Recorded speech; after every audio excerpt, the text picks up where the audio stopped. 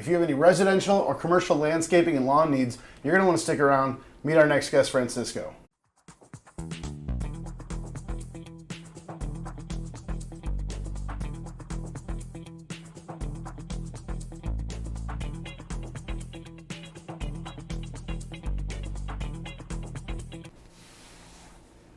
And welcome back to the Your Little Castle show. This is our second episode with Francisco Estrada with Francisco's Lawn Maintenance. Francisco, thanks for coming back. Nice to meet you, Phil. How are you doing? Doing great. So last episode, we got to know a little bit about your business, about your growth, how you got started. So why don't you just give us a little recap? You've been in this business for 12 years in the industry, but 6 years of your own business? Yeah. I started fresh out of high school. Started, working, for a landscaping company. Started learning, started getting the experience. I was like, why not do mine? Took COVID, took an opportunity of that, and it went well. Great. That's what we love to hear. Especially you're growing the business yourself. This is a self-started business. You went out, you got the experience, and now you took it and started your own thing. Yeah. It was just me. I started off myself and started, with one client, worked our way up. Now we have over 300-400 clients. That's great. And you say again, you started it was just you. And now you have a team of 8 to 10 people. You're growing. 8 to 10 people, and we're slowly expanding. We just want to grow in the right direction in a solid way, not in a big, flimsy way. To provide quality, to provide great customer service, and excellence. And so one of the things Francisco mentioned off camera earlier, he could grow much bigger than he is now, but he doesn't want to sacrifice the quality of his product and the reputation of his business. So he's growing at the right speed. He's making sure that he's got the right employees, the right team to help keep business moving smoothly, right? Absolutely, yeah. We've had the opportunity to get way more bigger contracts, but the last thing I want to do is just my quality of customer service, my quality of finishing jobs to deteriorate. So that's one thing I love. You wouldn't think of a lawn business as a customer service business, but every business is a customer service business. Because it doesn't matter how well you cut their lawn, trim their trees. If you're not pleasant to deal with, if you're not responsive, they're not going to call you back. Yeah, absolutely. I feel like everything should be a relationship. I feel like everything should be based on trust. So if your clients trust you and you do good work and you say what you're going to do, there's no reason why anything should change. The only thing anything should change is if you change something or the client changes something. But other than that, on our part, we'll continue to do what we always do, which is provide service, great customer service, and get everything done to your expectations and above. Perfect. So that's what we love, and that's the type of businesses we love highlighting on this show. So I know you said you got started out, it was almost exclusively residential. Now you're moving more into commercial. What percentage of the business is residential versus commercial, would you say? So we started off being 100% residential based. Now we're 35% commercial and about the rest is residential. And so now what are some of the commercial projects you're working on? You said you work with a group of school district or preschools? Yeah, we do a lot of HOAs now. We do a lot of homeowner associations out in Chesterfield and Florissant. We do schools, we do daycares, we do commercial buildings out in our city, so we're slowly growing that. And it's not just lawn maintenance. Obviously that's probably why they bring you in, but then you're also helping them with their foundations or retaining walls, mulching, rock. Yeah, we do a complete service. We do everything from spring cleanups in the spring, which is making sure to clean up the property from any leaves, any sticks, any trash left over from the winter months, and we edge our mulch, edge our mulch beds, install mulch. Trim the shrubs, trim the perennials, planting if necessary in the entrances to give the buildings a good view. A good facelift, yeah. Good facelift. It's makeup to the buildings. That's a great way to say it. Makeup to the buildings. Not something you think about, maybe. That's great. So you based in Florissant, right? Yeah. What you do throughout the St. Louis area? Yeah, we started off just in Florissant doing residentials. Then we started expanding in St. Charles, St. Peter, more to the St. Charles County. Now we've expanded more towards the West County. Now we work everywhere. And we're slowly starting to expand towards Illinois. All right. So, we've pretty much got whole St. Louis covered. Anywhere from Florissant, North County, West County, St. Charles County, South County. We go as far as to Arnold and Pontoon Beach, Illinois. So that's That's a wide range around the St. Louis market. So, I mean, if you're watching this, don't think just because you live in Oakville or Melville you can't call him. Francisco will come out. Yeah, absolutely. And I mean, as we saw from these pictures, he's done a great job. There's a lot of great examples. Again, going back to, we spoke last episode, 111 five-star reviews just on Google, and that's not even counting the Nextdoor, the Thumbtack. You got a lot of great reviews all over, and that, I think that speaks a lot about your business. Thank you. You know, while you were developing this business, you know, over the last 6 years, 12 years of experience, but 6 years in business, what's one of the biggest challenges you faced throughout that time? One of the biggest challenges was trying to get my pricing right and trying to make sure all of my overhead was covered. Making sure that we weren't making any mistakes with our clients, any mistakes with us, to make sure the business continued flowing smoothly and profitable, to continue to provide and expand. So one of the biggest challenges for us, especially in the spring, has been the weather. Oh, yeah. The weather and, you know, kind of setting us back. But we've already mastered that, found, you know, we've learned to work around the weather, learned to make everything smooth for the client and for us. So, I mean, while obviously the snow hurts your business and can delay starting in the springtime, you do snow removal though, right? So at least maybe there's some services you can offer in that time. Yes, so we offer pre-treatment. We offer, you know, during the storm cleanup, and then we offer after post-treatment. I always strongly suggest for the snow removal. Now that we're talking about that topic, is this is pretty much like a day in a life. Whenever we're having a storm, we reach out to our clients. We're like, hey, they're calling for say 2 to 3 inches of snow. Would you like to get on the schedule for pre-treatment and post-treatment? You know, they always reply, they sign back the agreement saying yes, you know, get us on the schedule. And I always strongly recommend a pre-treat. So pre-treatment, what that does is that it provides any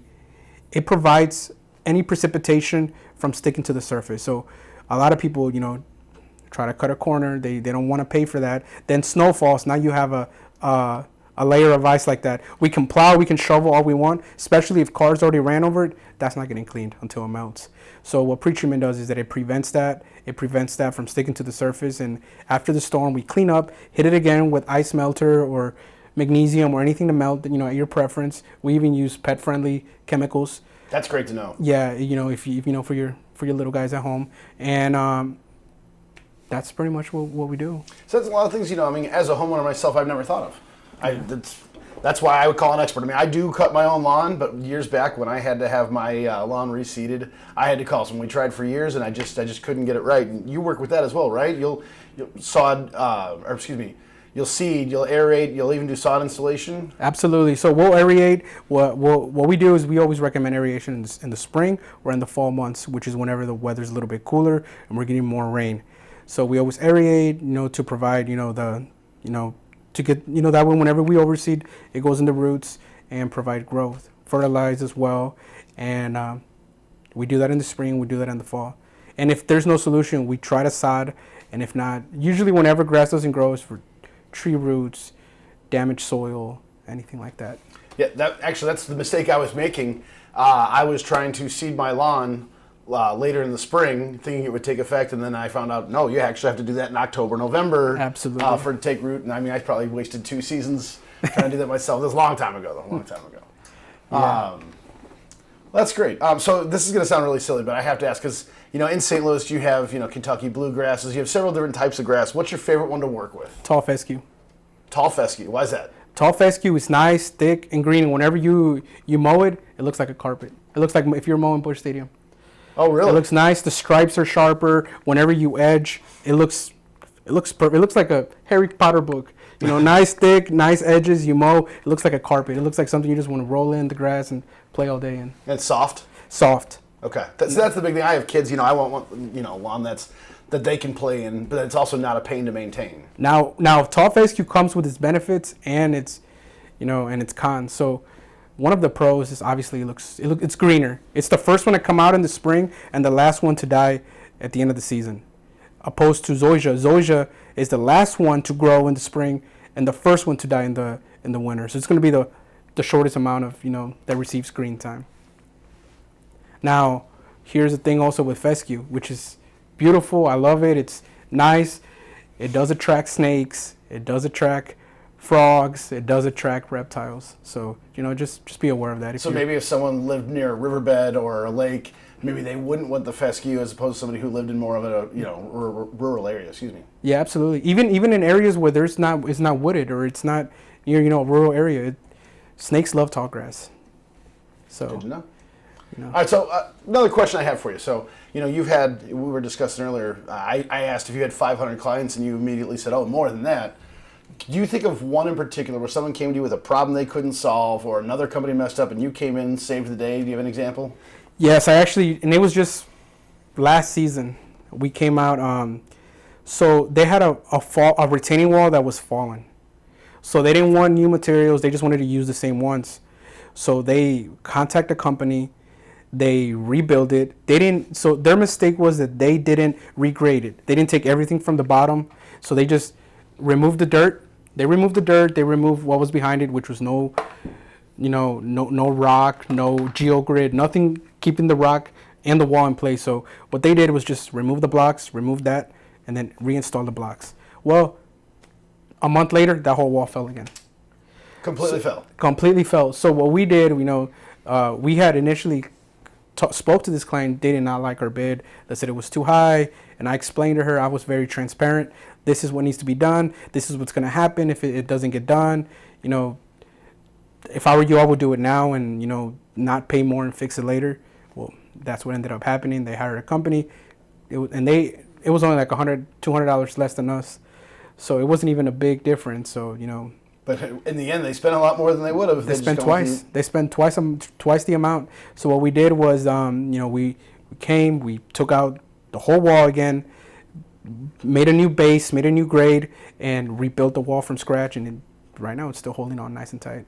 Was that a couple-day job, week job? It was. It took us like 3 days to do. It was a pretty big wall. Yeah. So what I would say is, if you're trying to save a buck or two, on the long run, make sure that it's worth it, because mistakes can be costly effective. Oh, they can. So this goes back a couple minutes ago when we talked about his challenges building the business. You said getting your pricing right. So if he comes in with a bid and you say that's too high, it's not too high in this case because that company that was cheaper just didn't do a good job. But then again, if you come in and you bid a job low, either they're not going to take it seriously or you're not making the money you should be. Yeah, so. and this is something I see a lot with a lot of clients. They come to us, they're like, well, my long guy didn't show up no more. Well, how much were you paying? XX amount. Well, I wouldn't have showed up either for that. So what I always say is, it should be we go back to what we're talking about. It's a relationship. Good labor ain't cheap. No, it's not, and it's hard to find. You said you started with people that and you've been kind of recruiting people to work for you, so that you probably have a trust built in before they even start working with you. Yeah, and the thing about us is why our price is a little bit higher is I have the best paying guys. I always pay my guys really well. So I'm not going to hire somebody, just to bring them on and just to get the work done. My guys are highly qualified. That's why they make what they make, and that's why we need to charge what we charge to cover the overhead, to cover the quality. And at the end of the day, it's your project. So your project, if you want a nice looking yard and a nice project that's not going to deteriorate in a month or two or fall down, I always say, hire us. We're going to take care of it. We have the best qualified guys. You will not have an issue with us. And if you do, or if there's ever a mistake, we make sure to fix it on the spot. So he's talking about how great his employees are, and that's what's important. You trust your employees. You trust that when they go out without you, they're getting the job done. You said you have a crew of 8 to 10 people, 3 full crews now, right? Three crews, part-time 4th crew, and we're working to make that 4th crew a full-time crew now. And so that's the thing is you have to trust if you're not at a job site that they're doing the job to your expectations and to the customer's expectations. Yeah, that's why I'm very picky. I'm very picky with my work. I'm very picky with my client. It's my name at the end of the day. It's my reputation, so I don't want to stain that. So that's why I make sure I hire the best guys. They receive proper training because they've come from other companies where they do things a little bit different. So I'm very picky just because it's a reputation we have to hold. You have to be. So that's why I pay them well. I pay them better than anywhere they've been, which is why we have to charge what we charge. But at the end of the day, the result's going to be worth it. All right, we have to go to break here in just a second, learn a little bit more about what's going on in our community. But I have one more question before we do that. So I'm going to throw out a guess here. We did not talk about this earlier off camera last time you were in studio. I'm going to guess your business is probably what, north of 90% repeat business? 100%. It's 100% repeat business? So no. I'm saying 100% is like 90%, Okay. 95%. So we retain our clients very well. I mean, some we lose some, and it's not really because of our work. We lose because they move, or they sadly pass away, or things like that. But we've never lost a client due to any bad work or any bad reputation that I can remember. So if your business is 90% growth, if all of your customers continue to hire you week after week, month after month, year after year, that means you're doing a good job and you're priced affordably. Otherwise, they'd have gone and found somebody else at this point. So not necessarily. So I mean, everything goes up. You know how inflation is. Sure. So any material, everything goes up in price, and my clients understand that. So each year in the spring, we have the same clients that we go out, do spring cleanups, do the mulch, we do the shrubs all season. So every year there's an increase, but they don't mind, they don't even care or anything, because the quality's there. They care about their property. And you're transparent and upfront that these prices have to go up, so there's no surprise bill like, whoops, you're charging it's double this month. Yeah, absolutely. I mean, there's some that that they're like, well, I don't think I can afford it this year. They go a different route, and at the end of the day, they still come back with us, and they prefer service. Perfect. All right, we'll get more into that in our second half, but here's a little bit more that's going on in our community. Hey everybody, Cardinal Cowboy here, another leader in our community, Paul Carlo. Paul, you've been working with boxing therapy now for a long time. Tell me what you do up there at boxing therapy, located right here in St. Charles. It's in Frenchtown. We work with kids with autism, mentally disabled kids, kids trying to come off the street, court ordered. Just put them through a little workout, build them confidence, encourage them. We have sessions where, mentors, we can mentor them and just work with kids that need help. Well, I worked with Dr. Jose. I got to meet him through you. Dr. Jones. And Dr. Jose Jones. Okay. And he said, he had a great little conversation with me. They really get to help these kids and every kid can get to some point pretty quickly where they were in trouble or they've had some issue. I mean, God knows my mom and dad kept me out of trouble a little bit. But easy for kids to get, but he helps those kids to get back in and learn the skills and stay out of trouble. Oh, exactly. I mean, there are a lot of kids think they're hard, they have hardship lives and stuff, and some of the inner city kids and don't have a lot of figures, father figures or male figures at all. And they come down there and we just help them any way we can, just give them the best advice we can and do what we can. Well, it gives us something really cool to look up to. Paul is a continental middleweight champion, by the way. Number one boxer in the continent and helping kids learn some skills for life. Stay tuned for more, everybody. The Golden Castle Show. Giddy up. Thanks. His name is Carter Rethwich, but in St. Louis, he's known as the Cardinal Cowboy. He's a well-known fixture in the stands at sporting events in the Gateway City. He's one of its greatest cheerleaders, a super fan like no other.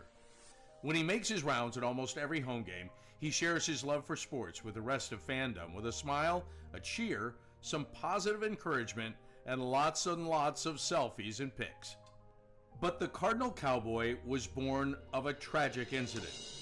Rethwich was an aspiring athlete in high school and college. He dreamed of playing in the big leagues, but those dreams ended when he and 3 of his college friends were hit with a devastating crash by a 5-time drunk driver. One of his best friends died.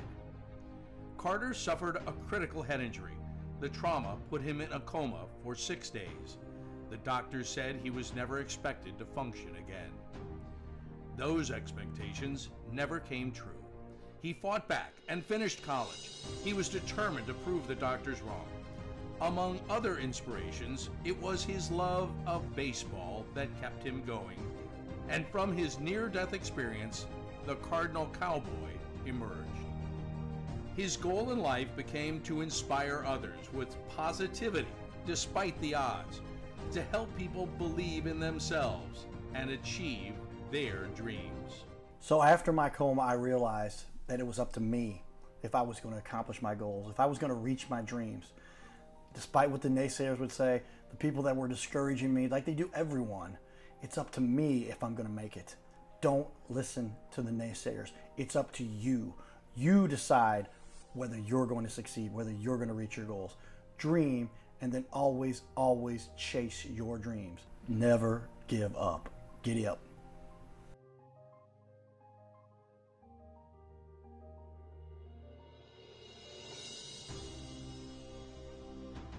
Hey, we're looking for the small business owners and leaders in our community to be on our show. This is the Your Little Castle show. We air 3 times a week, every week on ABC, and we would like to put somebody you know, or maybe it's you, who's a business owner, to be on our show. You'll sit right here in our guest chair, right here, sitting here talking to us. We're going to put on the wall your website and everything about you, and highlight you as a leader. Fill out the form you see here on our website. It's bigleagues.com, and if you go to bigleagues.com, fill out this form. It takes just a couple seconds, and you can even schedule yourself right here. Schedule yourself to be on the show, and there is no charge for us to record you. There's no charge to be in the studio. Check it out if you would like to be on. Fill out the form again, bigleagues.com. This is where we can turn any interview into a series of clips. Check that out. Go to bigleagues.com. Well, you may know me, but you definitely know the Cardinal Cowboy. And Carter was gracious enough to write the foreword for Magnetized Media, talking about how media has changed the way we do business and changed our everyday life. See, there's a good photo of Carter there. So giddy up. This is a #1 seller on Amazon. So if you're looking to learn more about this, it's Magnetized Media by Steve Kidd and Willie J, with the foreword by none other than the Cardinal Cowboy himself. Welcome back, Francisco.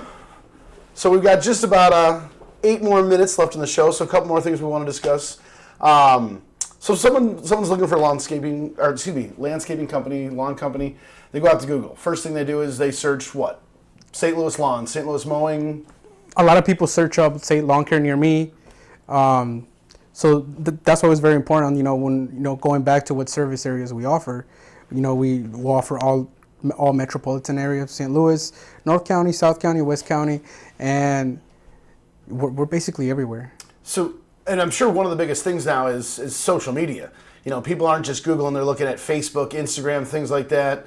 And I know you said you're building a Facebook page to kind of get more word out there, get your photos out there. Yeah, we had a Facebook page, but we ran into an issue, and now we're working to building that back up. But social media has definitely changed everything, because any person, including myself, they're gonna go to a client and say we're the best. That's always gonna be, we're gonna be the best. So what I feel that social media changes, that you just don't hear I'm the best for me. You have pages, you have social media that I always tell my clients, I'm like, I can sit here all day tell you we're the best, why you should hire us. Go check our pages, go check our feedback, go check our testimonials from other clients, and make a decision of your own based on what you see. And the return on that has been great, because they hire us, they like our feedback, they like our work, and honesty. I feel like definitely being honest up front changes everything. So social media has definitely made everything easier for us and the client. Yeah. That way they don't wonder, I wonder if he does this, or I wonder if he does that, or check our page, check everything, check our feedback. And as we showed in the previous episode, he had 111 Google reviews, and 110 of them were 5 stars, and there was 1 star that wasn't even his client.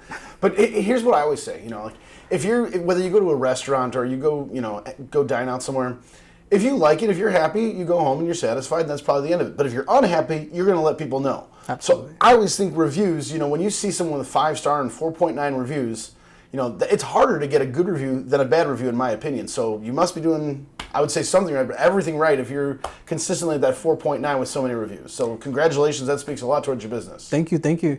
Yeah, definitely. So even since I was in school, I've always been very, very goal orientated. So I've always been very picky with my grades. So even when I was in school, I always tell my wife, and grades are always very important to me, and I look at business the same way. A rating is a grade, and anything less than that, or anything that can affect it will give me in a bad attitude, because I take so much pride in everything that I do. I take so much pride in my work and my clients, and that's why hopefully everything speaks for itself. You can tell that you do, and we've mentioned now multiple times over these 2 episodes about customer service, keeping your employees happy.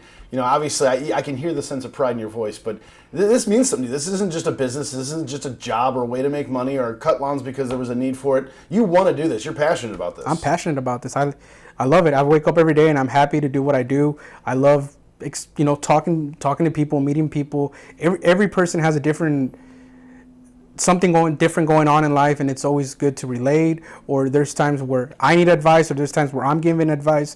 So it's more far beyond just cutting the grass. That's great to hear. And again, for me, mowing my lawn is a task. It's not something that I enjoy doing. Some people do. A lot of dads out there, they enjoy their Sunday morning mowing the lawn. That's not me. I'm lucky that my kids are old enough now that they can do a somewhat decent job. But you're doing something that you love, and whenever you're passionate about what you're doing, you're going to do a better job. And Absolutely. So I believe that the work you say your team is doing, and from the pictures and the reviews, it's obvious they are. But this isn't just a job. You're doing what you love. You have the right people in place. That's setting you up for success. Absolutely. Yep, I agree. All right, so I would assume most people, when they're looking for a service, they're shopping around. They're not just calling the first company they see. They're probably getting multiple quotes. What's some objections someone has come to you with? Is it about your pricing? Is it about your availability? So what I get a lot is that sometimes we give a price, and they're like, well, can you go down in price? Can you go down in, on whatever? I'm like, I don't like to negotiate just because my quality is the best. I mean, like I said, I could sit here and say we're the best, but our feedback says otherwise. So I always make sure that, like I told you earlier, cheap. Good labor is not cheap. No, it's not. But again, you're paying for quality. So. You're paying for quality. You're paying for customer service. You're paying for being reliable. You never have to worry about us chasing us, or hey, when is my grass going to get cut? Why haven't you guys showed up? Or like, we're there, we show up, and on your scheduled day, if we say we're going to be there on a Wednesday, we'll be there on a Wednesday. Of course, if it rains a day, we'll be there the next day. But whenever we say we're going to be there, we're going to be there, do what we need to do, and get out, and you don't even notice we're there. All right, so we've got about a minute and a half left in the show. Tell us something about you personally. What are your other interests besides working on people's lawns and helping transform their yards? Something, just get to know you a little bit. So I like playing soccer. I like hanging out with my family. I just had my baby like 2 months ago. Oh, congratulations. So we had a little girl. Thank you. And right now I'm just looking forward to that, hanging out with her. I've never been to Disneyland. I've never been to any of those places, but I'm happy to experience that with them. That's great. And that's going to change everything, but it's wonderful. I have 3 kids, and it's been the best 15 years of my life. So awesome. I'm loving it. So, all right. About 40 seconds left. Most satisfying part. At the end of the day, put your head to the pillow. What's the best part of your day on it? Work-wise, let's go back to work on this. Work-wise is coming home, taking off the boots, getting in the shower, eating dinner, and hanging out with my family. After a long day's work of being out in the sun all day, talking to clients, because it's overwhelming. So definitely. The satisfaction of a job well done completed the day. Absolutely. Francisco's Lawn Maintenance LLC. It's been wonderful having you for these 2 episodes. Thanks for coming back out. Really enjoyed meeting with you, and good luck with the rest of your